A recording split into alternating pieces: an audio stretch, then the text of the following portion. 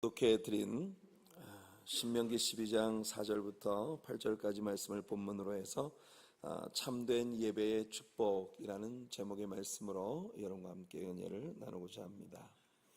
신명기 12장은 하나님께서 이스라엘 백성들이 가나안 땅에 들어갔을 때 그 땅에 살고 있었던 우상을 숭배하는 이방인들과 완전히 차별화되어진 예배를 하나님 앞에 올려드리는 그런 하나님 백성들이 되도록 요구하시는 하나님의 말씀이 여기에 나오고 있습니다.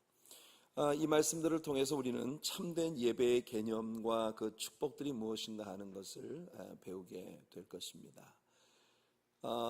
사람들이 예수 믿는 사람, 기독교인 하면 기독교인으로서 예수님을 믿는 신자로서 여러분들의 삶에서 가장 두드러진 특징을 들으라고 하면 그건 분명 예배겠죠.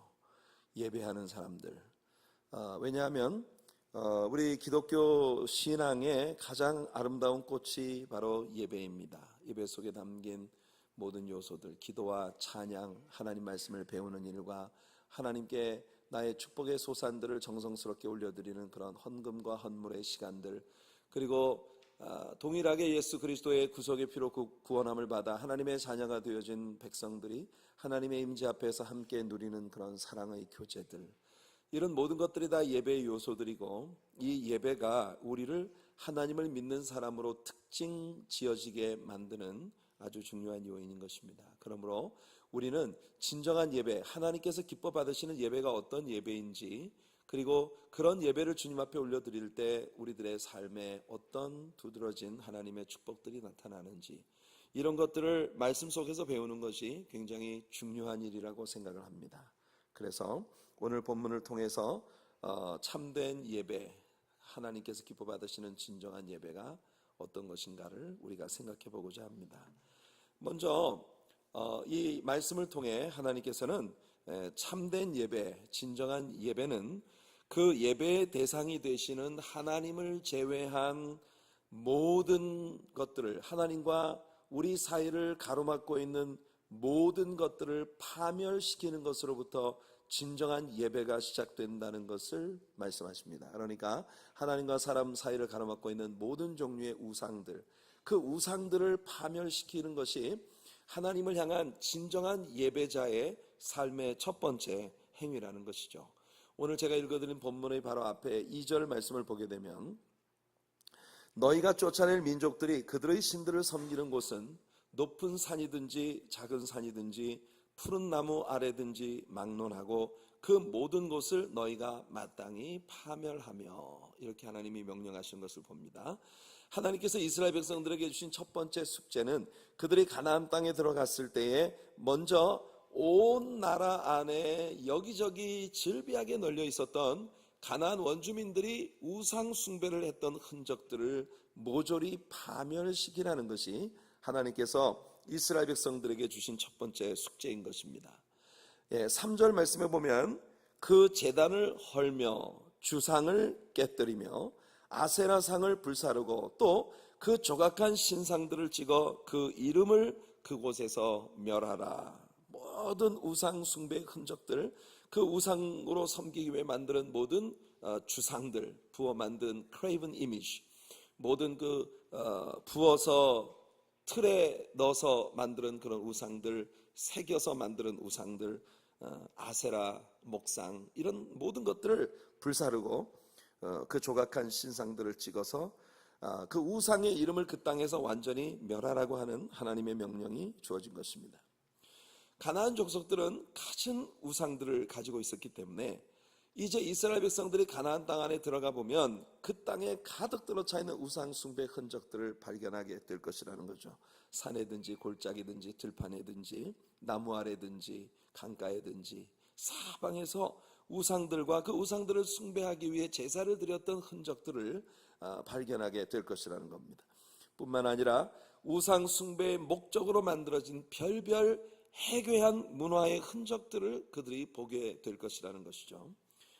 그래서 이런 우상 숭배의 모든 흔적들을 그 땅에서 깨끗이 제거하는 것이 하나님께서 그들에게 주신 숙제인 것입니다. 사실 우리가 이미 출애굽기, 레위기, 민수기를 공부하면서 여러 차례 반복적으로 배웠듯이 가나안 사람들이 섬기고 있던 우상 숭배의 모든 우상 숭배의 모습들은 그들의 문화 속에 죄악된 삶으로 아주 깊이 자리 잡고 있었던 것들입니다. 우선 고대 사회에 있어서 사람들은 어쩌면 인간의 생식 능력을 가장 경이로운 것으로 생각하고 있었을지 몰라요. 그때는 오늘날처럼 사람의 출생의 과정에 대한 의학적 규명이 이루어지지 않았던 때이기 때문에 방금 태어난 아기가 그 예쁜 손가락을 꼼지락꼼지락거리고 그 발가락을 꼬물락거리면서 울고 있는 그런 모습은 사람들에게 정말 가히 경이로운 그런 모습이었을 것입니다. 그래서 이와 같은 일들이 고대 사회에는 항상 자신들의 그 성적 기관들, 이 생식 능력, 이런 것들이 창조의 능력을 가지고 있었던 하나님을 대체하는 그런 존재로 여겨지고 있었던 것이에요. 그래서 우리는 고대 사회의 물건들을 고고학자들이 발견해낸 것들을 보면 인간의 생식기의 모양이라든지 이런 것들이 아주 강조되어져 있는 그런 각종 우상들을 발견하게 되고, 그런 우상을 숭배하는 신전들은 대부분이 공창들, 그 우상의 사제들이 창녀들이어서 굉장히 음란하고 부패한 그런 관능적인 제사 행위들을 그 신들을 기쁘게 하기 위해서 행하는 그런 모습들을 우리는 이 가나안 땅에 있었던 모든 민족들에게서 볼 수 있었던 것이에요. 아이를 양육하는 어머니의 유방도 숭배의 대상 중 하나였습니다. 사도행전 19장을 보면 바울 사도가 에베소에 들어갔을 때 아데미라고 하는 여신을 숭배하는 그 종교가 그곳에 있는 것을 보았는데, 이 아데미라고 하는 신은 제우스의 딸이며 아폴로의 여동생으로 일컬어지는 그런 신으로서 다산과 풍요를 상징하는 여신이었습니다. 특별히 이 신상의 특징은 많은 유방들을 이 가슴의 앞뒤로 빼곡하게 가지고 있는 것이 그 여신의 특징이었는데요. 이렇게 인간들에 의해서 창조되어진 우상들은 대부분 인간의 쾌락과 그리고 향락, 그리고 이 땅에서 마음껏 물질을 누리고 마음껏 하고 싶은 것들을 하면서 사는 욕심, 부에 대한 탐욕, 그리고 남을 짓밟고 올라서서 남 위에 군림하고자 하는 정복의 욕구에 대한 갈망함이 담긴 그런 개념들, 이런 것들이 모두 고대 우상 숭배의 그 개념들이었던 것입니다. 그래서 하나님께서는 하나님을 예배하는 진정한 예배자들의 삶에서 첫 번째 요구되어지는 것이, 그렇게 세상 사람들이 추구하고 세상 사람들이 귀하게 여기며 세상 사람들이 그것을 얻으려고 발버둥치는 그런 모든 것들, 여러분들이 만일 하나님이 없다면 분명히 세상 사람들과 똑같은 방식으로 물질적인 욕구와 세상에 대한 탐심과 남 위에 짓밟고 올라서려는 정복의 욕구와 이런 모든 것들을 위해서 그런 것 쫓아다니면서 살았었을 그 모든 것들을 하나님 앞에서 먼저 다 내려놓는 것이 하나님을 향한 진정한 예배의 첫 번째 방법이라고 하는 것을 하나님은 선포하고 계신 것입니다. 바울 사도가 그토록 하나님을 알기 전에 그토록 추앙하고 가지려고 정말 온 힘을 다해서 쫓아가던 그 모든 것들, 그가 가지고 있었던 인간적인 자존심, 그리고 공부를 많이 했다는 어떤 그런 자랑, 그리고 정통 헬라인, 또 정통 유대인, 그리고 또 히브리인, 그리고 바리새파 사람으로서 종교적 열심을 가지고 있었던 그 모든 것들, 인간적인 야망, 가장 어린 나이에 산헤드린 멤버이 되고 가장 젊은 나이에 랍비로서 촉망받는 출세 가도를 달리고 있었던 한 인간의 그 모든 자랑들을 하나님 앞에 완전히 배설물처럼 버리고 내려놓는 그 과정이 그에게 필요했다는 것을 우리들에게 보여주고 있는 것이에요.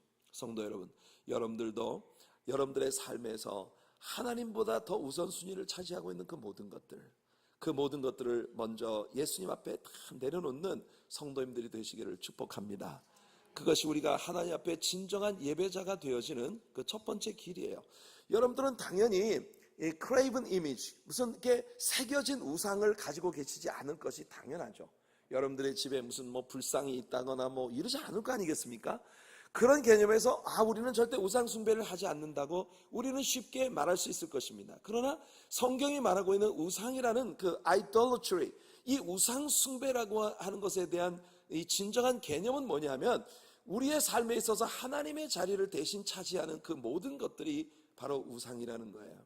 여러분들이 예수님을 믿고 신앙생활을 하는데 어떤 때 어떤 일이 예수님에게 여러분들이 쏟는 열정보다 더 많은 열정을 쏟게 만드는 그 무엇이 있다면 그게 여러분들에게 우상인 것입니다. 예. 어떤 때에 하나님을 잘 믿고 하나님을 잘 신앙해야 하는데 하나님을 믿는 그것에서 흥미를 잃어버릴 만큼 나를 바돌하는 그 무엇이 내게 있다면 그것 역시도 하나님보다 우선순위를 차지하고 있는 우상이 될 수 있다는 것입니다. 이런 모든 것들을 버리는 것이 우리들의 진정한 예배의 첫 번째 행위라는 거예요. 그 다음에 두 번째로 하나님은 예배의 방법론을 우리에게 제시하십니다.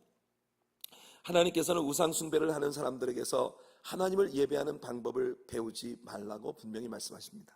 우상 숭배와 똑같은 방식으로 하나님을 섬기지 말아라. 그게 뭘까요? 4절 말씀을 보니까 너희의 하나님 여호와께는 너희가 그처럼 행하지 말고, 그처럼 행한다는 게 뭡니까? 여러분, 우상 숭배를 위해서는 언제나 자기가 숭배할 수 있는 목적물이 필요합니다. 그래서 우상 숭배자들은 꼭 무슨 형상들을 만들게 되는 거예요. 불상을 만들고 나무나 불이나 자신의 숭배를 받는 어떤 대상을 먼저 찾아내야 하는 것입니다. 우상 숭배를 하는 사람들은 본래 존재하는 신을 숭배하는 것이 아니라 있지도 않은 신을 살아있는 것처럼 만들어서 자신들이 숭배를 해야 되는 것이 바로 우상 숭배이기 때문에 애초부터 없는 신들을 만들어야 하니까 눈에 보이는 어떤 목적물들을 만들고 그 목적물들 앞에 온갖 치성을 다한, 정성을 다한 그런 제사를 올려드려야만 하는 것입니다.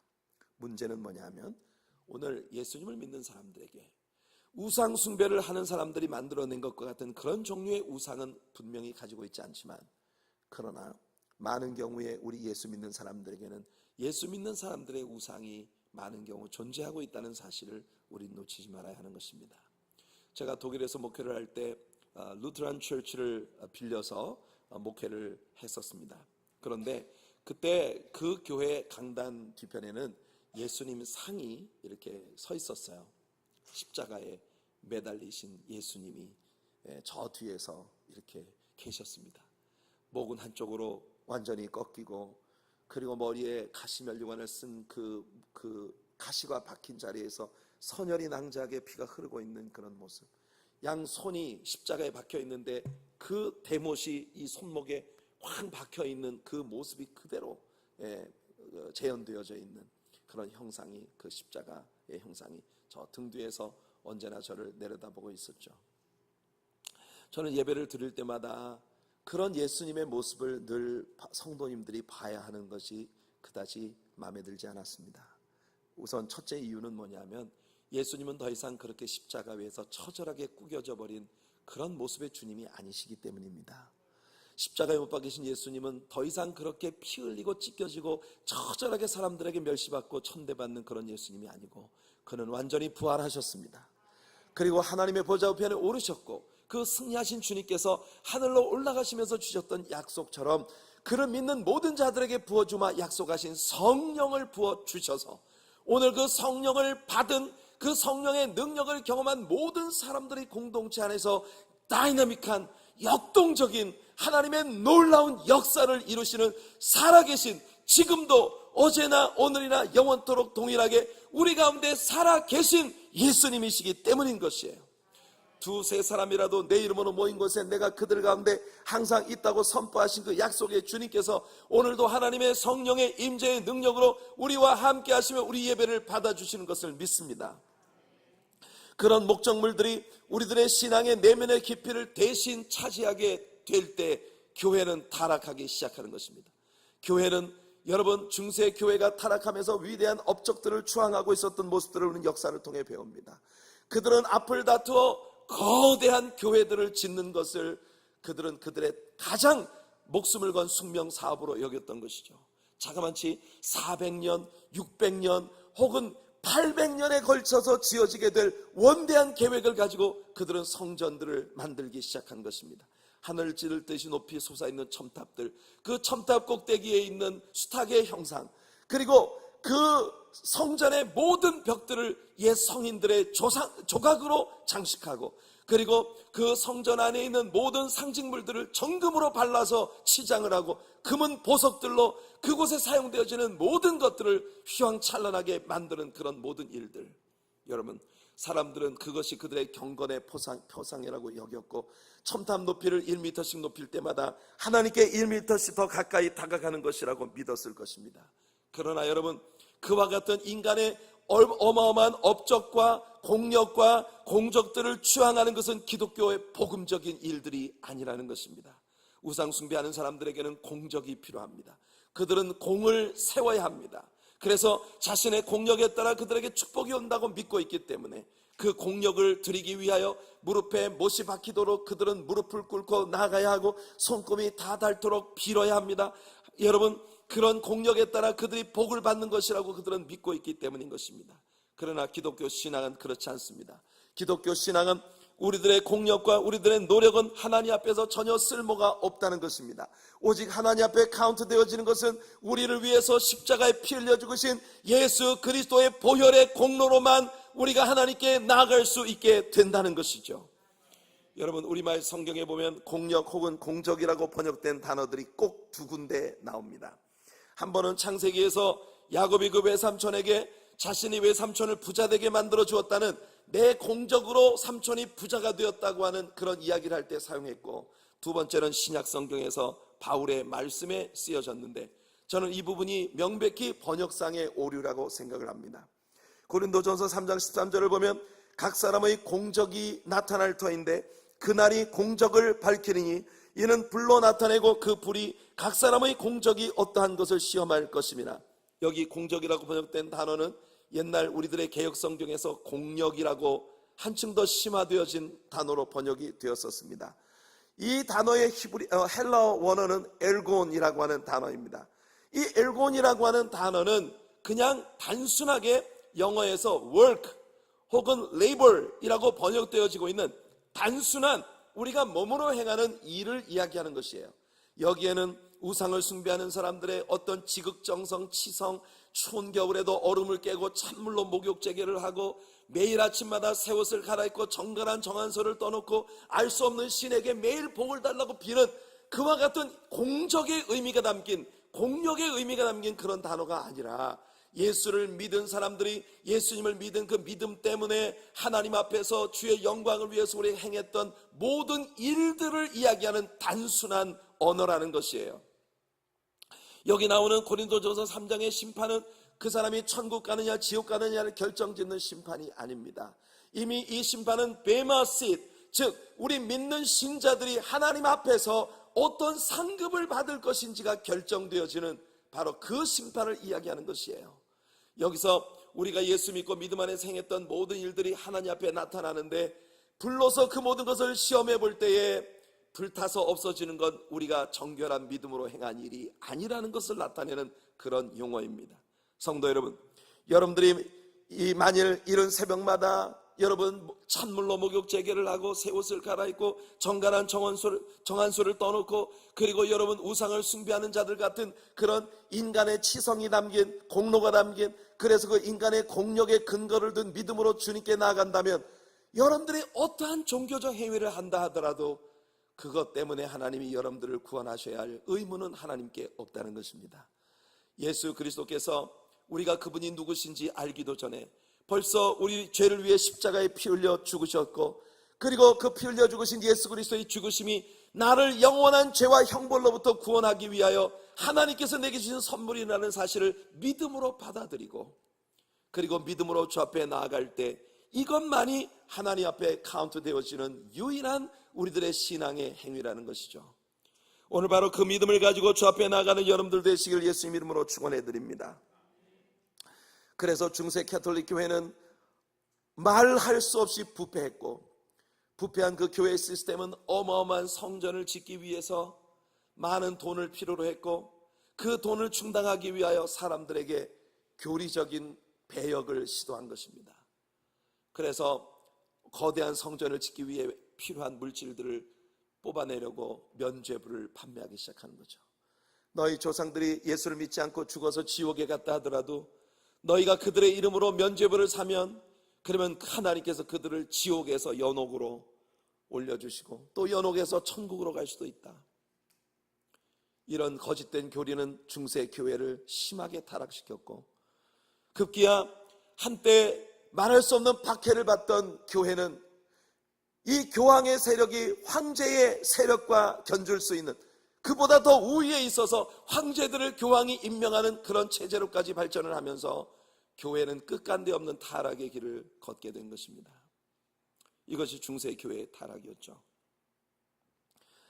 예수님께서는 우리가 믿는 신자로서 갖추어야 할 진정한 일이 무엇인가를 우리에게 이렇게 가르치십니다. 예수님의 제자들이 예수님께 나와 물었습니다. 요한복음 6장 28절입니다. 그들이 묻되 우리가 어떻게 하여야 하나님의 일을 하오리까? 어쩌면 이 순간 제자들은 그 마음 안에 우리가 진정으로 하나님의 일을 한다는 것은 어떤 대단한 위협을 세우는 일, 어떤 대단한 업적을 세우는 일, 굉장히 많은 사람들이 모이는 그런 부흥을 이루고 거대한 성전을 짓고 그리고 하나님 앞에 기념비적인 어떤 일들을 행하는 것이라고 기대했을지 모릅니다. 그런데 예수님의 대답은 정말 엉뚱했습니다. 예수께서 대답하여 이르시되 하나님께서 보내신 일을 믿는 것이 하나님의 일이니라. 사랑하는 성도 여러분, 여러분들이 동의하시든지 그렇지 않든지 우리 하나님께서 가장 귀하게 여기시는 진정한 하나님의 일은 하나님이 보내신 분, 즉 예수 그리스도를 믿는 것이 하나님의 일입니다. 교회를 섬겨나가면서 각양각색의 직분과 타이틀들이 우리들에게 주어지면서 교회의 중직을 맡은 사람들의 마음 안에는 저마다 이 교회를 통해서 내가 대단한 업적을 세우고자 하는 그런 열망들을 품게 되고 그 업적을 위해서 우리는 많은 경우에 사람을 귀히 여기지 않게 되는 그런 죄를 짓게 되는 것입니다. 교회에 앉아있는 모든 성도님들은 우리 교회가 세우는 어떤 목적보다도 소중하고 귀한 분들입니다. 우리가 자칫 잘못하면 업적을 추구해 나가기 위해서 우리 성도님들을 버릴 수 있는 그런 일들을 할 수도 있다는 것이죠. 우리 교회가 주님을 섬겨나가는 모든 날 동안 우리들에게는 가장 소중한 것이 바로 여러분들입니다.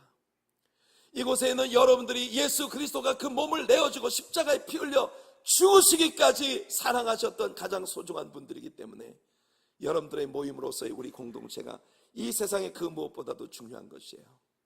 성도 여러분, 여러분들은 이 교회에서 어떤 많은 사람들에게 인정받는 어떤 타이틀을 가진 사람이 되고자 하십니까? 여러분, 여러분들에게 제일 소중한 일은 예수를 잘 믿는 일입니다. 예수를 잘 믿으면 주께서 우리를 기름 부으시고 들어서 쓰실 것이에요. 그러므로 우리가 신앙생활하며 진정한 예배자로서 우리들의 삶의 최고의 일은 뭐냐면 우상을 숭배하는 자들 같이 그런 어떤 거대한 탑을 쌓고 거대한 신상을 만들고 위대한 업적을 세우는 공력으로 나가려는 것이 아니라 하나님을 향한 진정한 내면의 사랑으로 나아가는 믿음의 일이라는 것이죠. 하나님께서 우리들에게 바로 이런 예배자가 되게 하시는 은혜가 있기를 바랍니다. 그 다음 세 번째로 하나님이 언급하시는 것은 예배를 드리는 장소 문제입니다.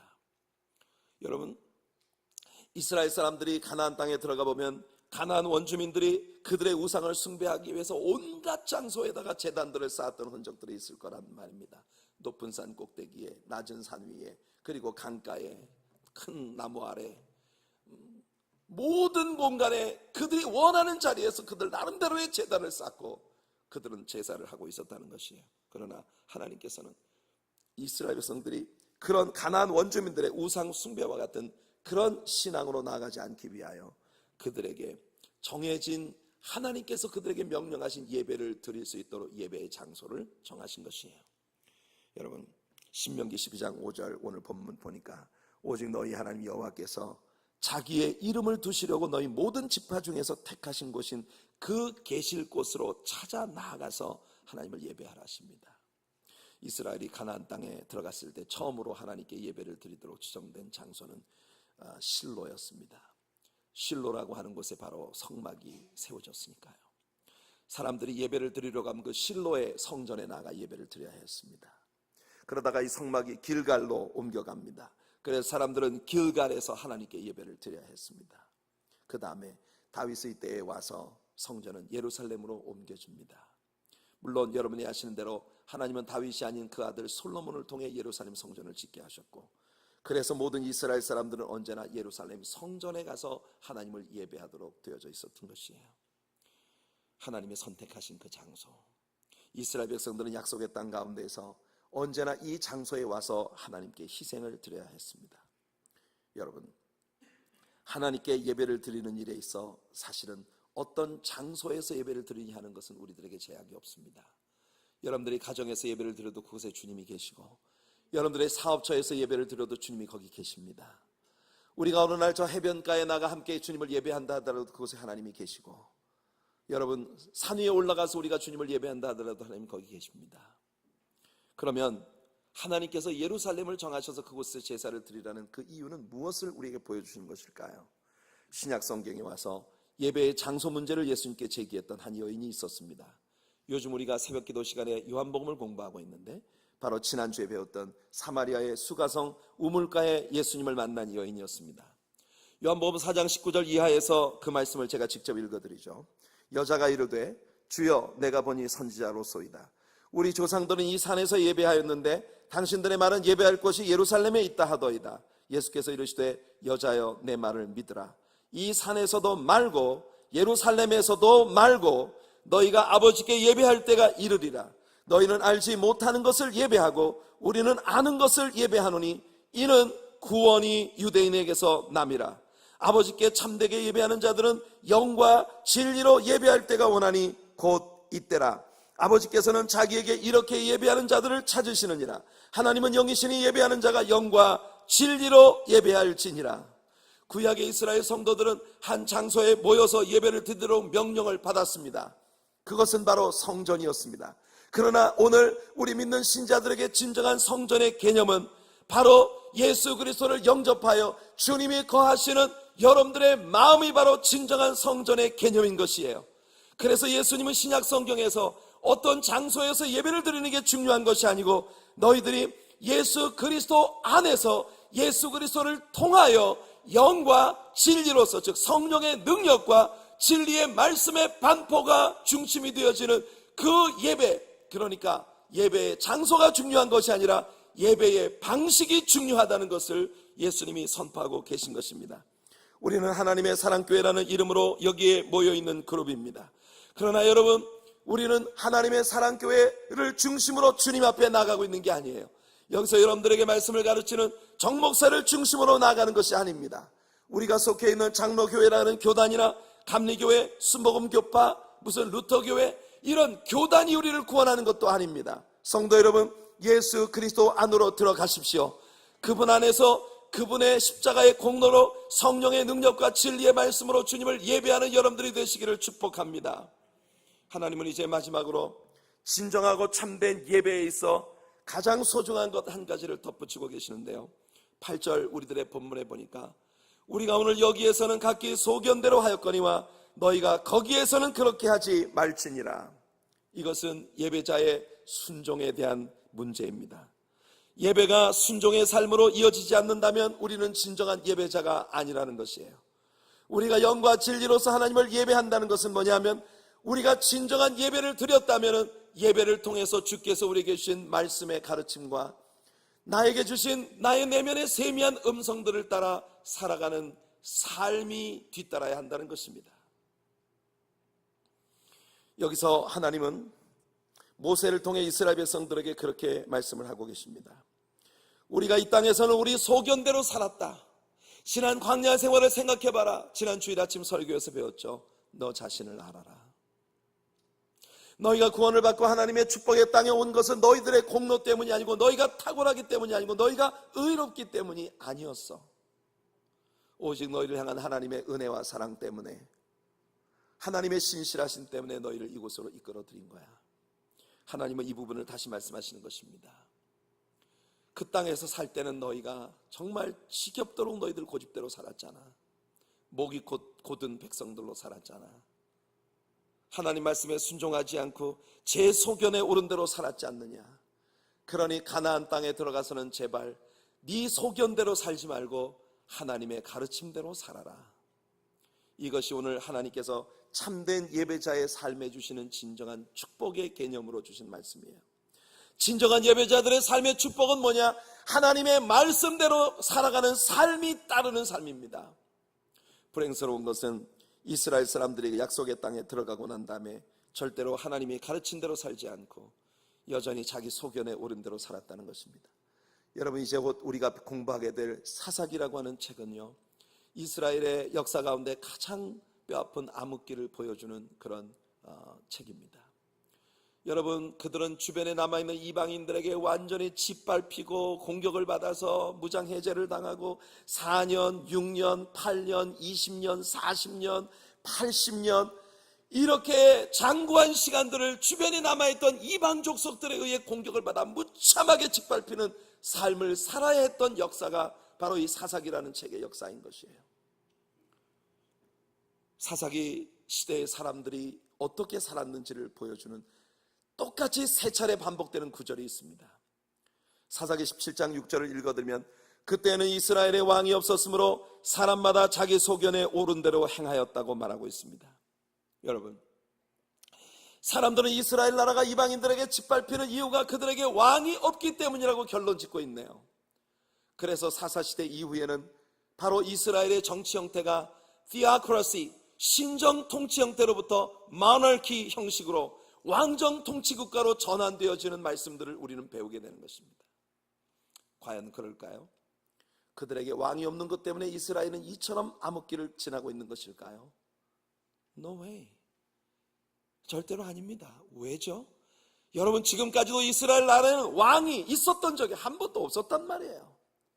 그런데도 이스라엘은 그 주변에 있는 모든 이방인들을 정복할 수 있었고 하나님이 주신 약속의 땅에 들어가 잘 살 수 있었습니다. 왜입니까? 하나님께서 친히 그들의 왕이 되셔서 하나님이 직접 그들을 통치하시는 왕정 통치를 행하셨기 때문이라는 것이에요. 여러분들의 삶이 하나님이 왕 되신 삶이 되기를 축복합니다. 우리 하나님의 사랑교회가 오직 하나님만이 왕 되셔서 하나님이 통치하시는 나라가 되길 바랍니다. 모세는 왕이라는 직함을 가진 적이 없습니다. 여호수아를 킹이라고 부른 적이 한 번도 없습니다. 그들은 다만 하나님의 대리인으로서 하나님의 음성을 듣고 하나님의 방식으로 이스라엘 백성들을 이끌었던 지도자들에 불과하죠. 여러분, 그러나 이스라엘 사람들은 눈에 보이지 않는 하나님의 우리를 통치하시는 것에 대해 불만을 가지고 있었던 것이고, 그들은 이방인들처럼 우리도 왕이 있어야 되겠다고 하나님께 부르셨던 것입니다.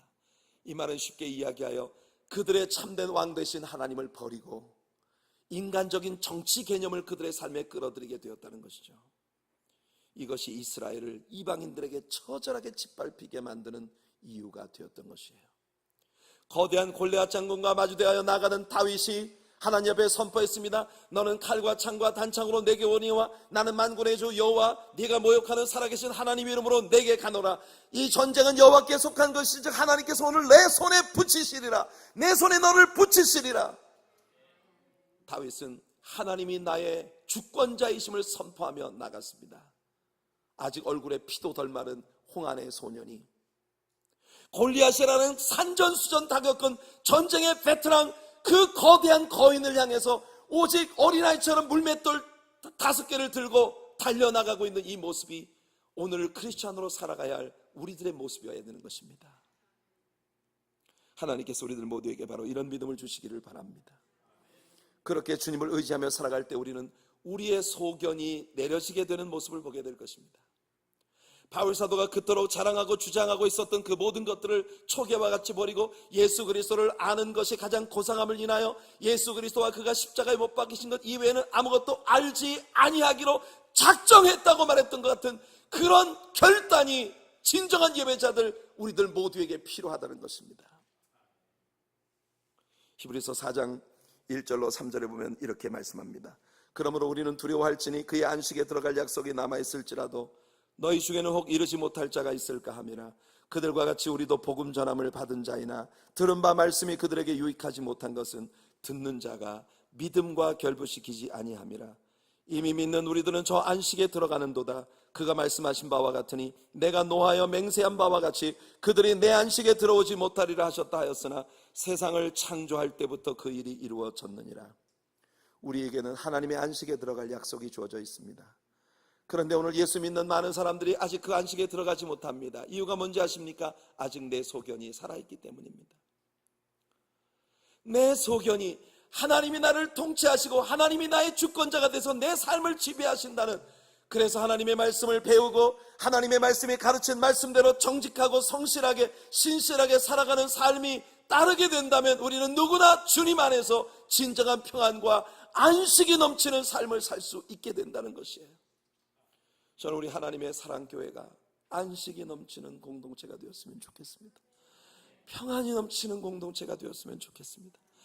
이 세상에서 모든 것에 시끄럽고 정신사납고 정말 갈피를 잡을 수 없는 이 어지럽고 더러운 세상에서 말입니다, 교회라고 하는 땅에 들어오기만 하면 그 순간부터 우리 공동체가 가진 하나님을 순수한 열정으로 섬기고 배운 말씀대로 살아가는 진지하고 정직하고 아름다운 크리스천 공동체, 이 모임 안에 들어온다는 사실이 천국에 가는 것만큼 우리를 평화롭게 하고 안전하게 만들고 행복해지게 만들고 웃게 만드는 그런 공동체가 될 수 있기를 예수님 이름으로 축복해 드립니다. 우리 가운데는 어느 누구도 야심을 갖지 아니하는 것, 우리 가운데 어느 누구도 남 위에 군림하려고 하지 않는 것, 우리 가운데 어느 누구도 내 고집대로 사는 것, 내 소견대로 사는 것이 아니라 하나님이 우리를 이끌어 가시도록 그분께 위탁하며 그분의 통치하심 안에서 우리가 가진 모든 열정을 다해서 순수하게 주님을 섬겨나가는 아름다운 공동체가 될 때, 하나님은 우리들의 본문 뒷부분에서 약속하십니다.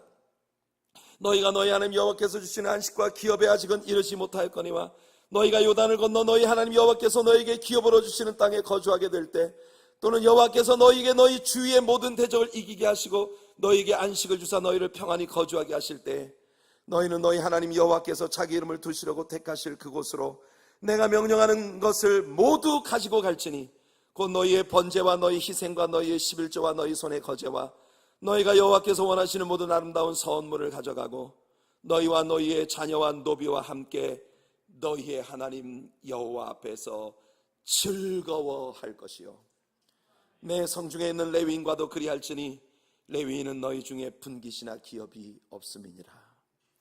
성도 여러분, 저는 오늘 예배 공동체인 우리 하나님의 사랑교회의 모습이 이런 모습이 될 수 있기를 바랍니다. 흥미로운 것은 구약과 신약을 통틀어 하나님은 그 백성들에게 rejoice, 즐거워하라고 수도 없이 명령하고 계시다는 것입니다. 사실상 어떤 종류이든지 하나님과 나와의 관계에서 우리가 슬프다거나 괴롭다거나 하면 그것은 하나님과 나의 사귐이 올바르지 않다는 것을 입증한다고 봅니다. 하나님은 우리들에게 거듭거듭 기뻐하라 말씀하십니다. 하나님이 모든 것을 바르게 행하시고 하나님의 선택이 최고의 결정이라는 사실을 신뢰한다면 우리에게 어떤 일이 벌어지든 우리는 그분 안에서 안심할 수 있어야 하는 것이에요. 고린도후서 13장 11절에 마지막으로 말하노니 형제들아 기뻐하라. 온전하게 되어 위로를 받으며 마음을 같이하며 평안할지어다. 또 사랑과 평강의 하나님이 너희와 함께 계시리라. 거룩하게 입맞춤으로 서로 문안하라. 이것이 우리 공동체의 모습이 될 수 있는 날이 오기를 바랍니다. 성도들이 서로 만나면 거룩한 입맞춤으로 문안하며 우리 주님 안에서 우리는 이곳이 가장 안전한, 세상에서 가장 안전한 곳이라고 하는 것을 인조할 수 있는 그런 우리 교회가 되었으면 좋겠습니다. 빌립보서 2장 18절에서도 3장 1절에서도 너희도 기뻐하고 나와 함께 기뻐하라. 끝으로 나의 형제들아 주 안에서 기뻐하라. 너희에게 같은 말을 쓰는 것이 내게는 수고로움이 없고 너희에게는 안전하니라. 빌립보 4장 4절에서도 주 안에서 항상 기뻐하라. 내가 다시 말하노니 기뻐하라. 데살로니가전서 5장 16절 18절에 항상 기뻐하라. 쉬지 말고 기도하라. 범사에 감사하라. 이것이 그리스도 예수 안에서 너희를 향한 하나님의 뜻이니라. 사랑하는 성도 여러분, 예수님의 제자들이 전도를 하러 나갔다가 예수님께 돌아와서 보고를 합니다. 예수님께서 익사이팅해서 돌아오는 그 제자들을 보고 말씀하셨습니다. 그래, 하늘에서 사탄이 번개같이 땅에 떨어지는 것을 내가 봤다. 너희들을 통해 하나님이 행하신 그 위대한 역사, 지금 귀신들이 소리를 지르며 떠나가고 각종 병자들이 고침받고 많은 사람들이 예수님께 돌아와 구원받는 그것 너무 행복한 일이겠지만 예수님은 그들에게 말씀하십니다. 그런 모든 일보다도 그런 일들로 기뻐하지 말고 너희의 이름이 하늘에 기록되었다는 것으로 기뻐해라. 이것이 우리들의 믿음의 기본인 것이에요. 성도 여러분, 무엇을 꿈꾸십니까? 하나님의 사랑교회라는 재단을 통해 우리는 무엇을 꿈꿔야 할까요? 우리가 추구해야 하는 것은 오직 하나입니다. 예수님이 우리의 대장이 되시는 것, 명실공히 그가 우리의 대장이 되셔서 우리는 그를 따르는 군대가 되어서 이 어두운 땅에서 우리가 믿음으로 선포하고 나가는 모든 일의 아름다운 열매들을 거두며 우리를 통치하시는 하나님의 사랑 안에서 모든 성도들이 최고의 안전과 평안과 위로와 권고와 서로를 향한 뜨거운 사랑으로 이 세상 어느 곳에도 달리 얻을 수 없는 진정한 행복을 누리는 공동체를 세우는 것, 그것이 오늘 이 진정한 예배자로 하나님께 부름받은 우리들 모두의 꿈이 될 수 있기를 예수님 이름으로 축복해드립니다. 우리 찬양 함께 합시다. 주보의 11페이지에 나와 있는 주님만을 찬양하며 경배하는 이 시간, 그 어떤 것도 끊을 수 없는 사랑 찬양합니다. 우리 찬양으로 함께 주님 앞에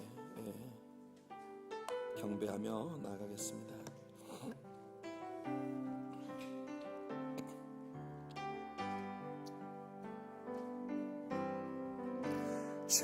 주님만을 찬양하며 경배하는 이 시간, 그 어떤 것도 끊을 수 없는 사랑 찬양합니다.